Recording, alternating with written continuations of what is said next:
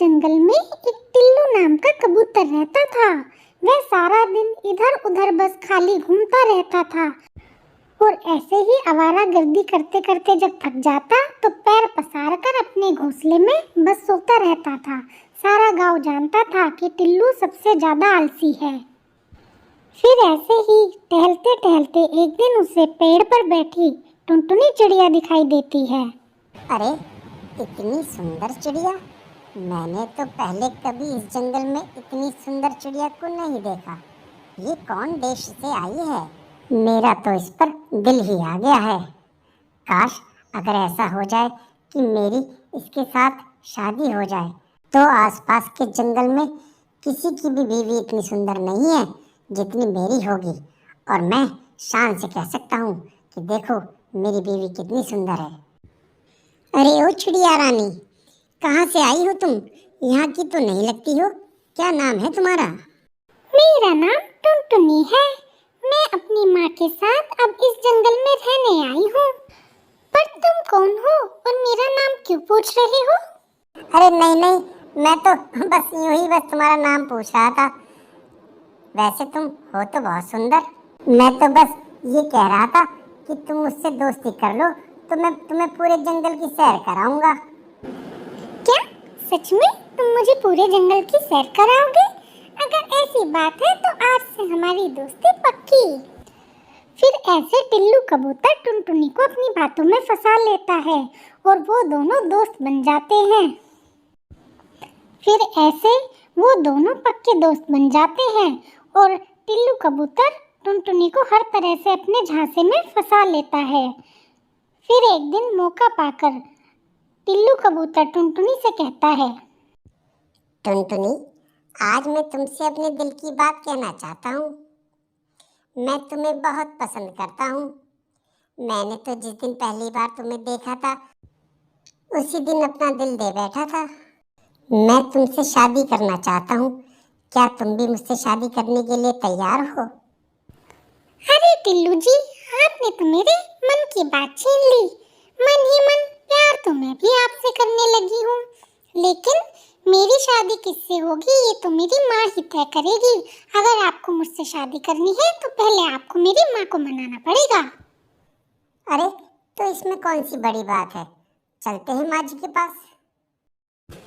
फिर टुनटुनी टिल्ली को लेकर अपने घर की ओर चल पड़ती है। फिर टुनटुनी के घर पहुंचकर टिल्लू कबूतर टुनटुनी की माँ से अपनी शादी की बात करता है। माँ माँ माँ देखो, आज मैं आपको किससे मिलवाने लेकर आई हूँ। इनका नाम टिल्लू है। जब हम इस जंगल में नए नए आए थे ना, तो मुझे पूरा जंगल इन्होंने ही घुमाया है। आज ये आपसे कुछ बात करना चाहते हैं माँ। हाँ हाँ टिल्लू बेटा, बोलो क्या बात करनी है।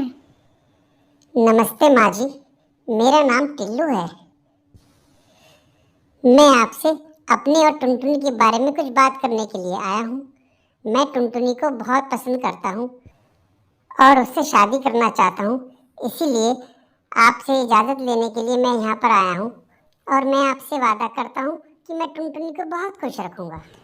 देखो बेटा, हम तो अभी इस जंगल में नए हैं और किसी को इतना जानते भी नहीं हैं, तो मैं ऐसे ही अपनी बेटी का हाथ किसी के हाथ में नहीं दे सकती हूँ। पहले मैं तुम्हारे बारे में जानूंगी। अगर मुझे लगता है कि तुम मेरी बेटी को हर तरह से खुश रख पाओगे, तभी मैं अपनी बेटी की शादी तुमसे करूंगी। टुनटुनी की माँ की बात सुनकर टिल्लू कबूतर वहाँ से आ जाता है।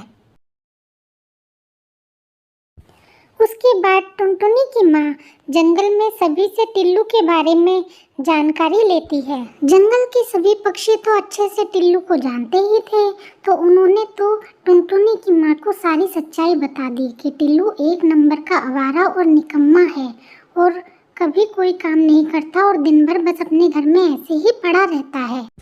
घर आकर टुनटुनी की माँ टुनटुनी को सारी बात बताती है, लेकिन टुनटुनी उस पर बिल्कुल भी विश्वास नहीं करती, क्योंकि वो तो टिल्लू के प्यार में अंधी हो गई थी।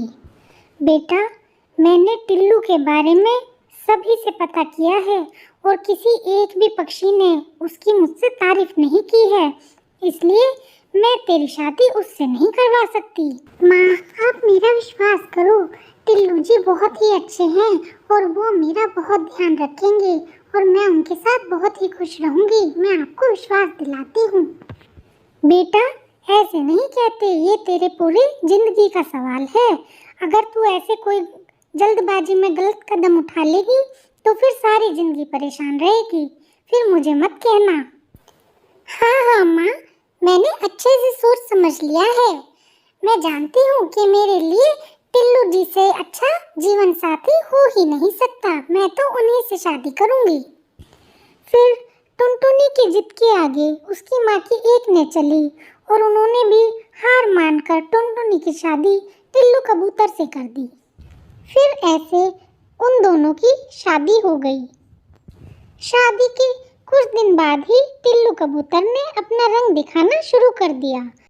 टिल्लू कबूतर सारा दिन घर में पड़ा रहता। अब तो उनको खाने के लिए अनाज भी खत्म होने लगा था। टुनटुनी दहेज में जो अनाज लाई थी वो सारा खत्म हो गया था और अब उनके भूखे मरने की नौबत आ गई थी। फिर टुनटुनी ने ही सोचा, अरे ये टिल्लू तो कोई काम नहीं करेगा। लगता है अब बाहर जाकर मुझे ही काम ढूंढना पड़ेगा, नहीं तो ऐसे भूखे मरने की नौबत आ जाएगी। माँ ने बिल्कुल सही ही कहा था। ऐसा कहकर टुनटुनी बाहर काम की तलाश में निकल पड़ती है। टुनटुनी बाहर दूसरों के घर में काम करना शुरू कर देती है और उसके बदले उसको अच्छी कमाई भी होनी शुरू हो जाती है। फिर धीरे धीरे टुनटुनी के 2 प्यारे प्यारे बच्चे भी हो जाते हैं। अब धीरे धीरे टुनटुनी के बच्चे भी बड़े होने लगे और उसके बच्चे भी जानते थे कि उसके पापा बिल्कुल नकारा हैं और कोई काम नहीं करते। वो भी अपनी माँ से कहते, माँ, आप सारा दिन काम करती रहती हो और पापा आपकी कोई मदद नहीं करते। माँ, ऐसे कैसे चलेगा माँ? ऐसे अकेले काम करते करते आपकी तो तबीयत ही खराब हो जाएगी। अरे मेरी प्यारी बेटी, अब मैं क्या करूं? मेरे नसीब में यही लिखा है शायद भगवान ने। कोई बात नहीं बेटा, अब तो बस मुझे तुम दोनों का भविष्य सुधारना है, जिससे तुम्हें मेरी तरह अपने जीवन में ये दुख ना देखना पड़े। अब तो टिल्लू शराब भी पीने लग गया था और वो बार बार टुनटुनी से पैसे मांगता था शराब पीने के लिए, और जब टुनटुनी मना करती तो वह टुनटुनी को बहुत मारता था। टिल्लू का ये रोज का ही हाल हो गया।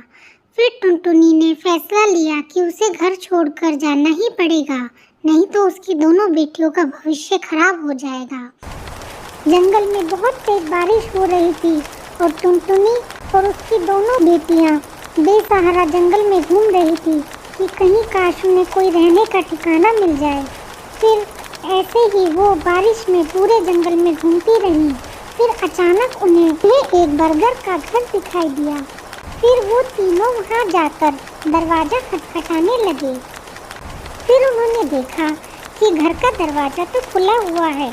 फिर वो तीनों उस घर के अंदर चली जाती हैं। वो देखती हैं कि घर तो अंदर से बहुत ही सुंदर था। वहाँ पर आराम की सभी चीजें उपलब्ध थी। ये सब देखकर वो तीनों बहुत ही खुश हो जाती हैं और उसके बाद वो फिर वहीं पर रहने लगती हैं। अब टुनटुनी ने एक आइसक्रीम का ठेला लगा लिया था, जिससे उसकी बहुत ही अच्छी कमाई होने लगी थी, जिससे उसका और उसकी बच्चियों का पालन पोषण बहुत ही अच्छे से होने लगा। इस तरह से टुनटुनी के जीवन में दोबारा से खुशियाँ लौट आई।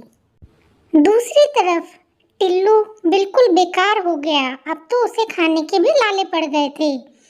वो अपने किए पर बहुत पछता रहा था। फिर वह एक दिन टुनटुनी के पास आया और बोला, टुनटुनी, मुझे माफ़ कर दो, मैं अपने किए पर बहुत पछता रहा हूँ। चलो अब बच्चों को लेकर घर चलते हैं। आगे से मैं अब तुम्हें कभी नहीं मारूंगा और तुम लोगों का बहुत ख्याल रखूंगा। मुझे माफ़ कर दो टुनटुनी, चलो घर चलते हैं। अच्छा, अब याद आ रही है तुम्हें हमारी?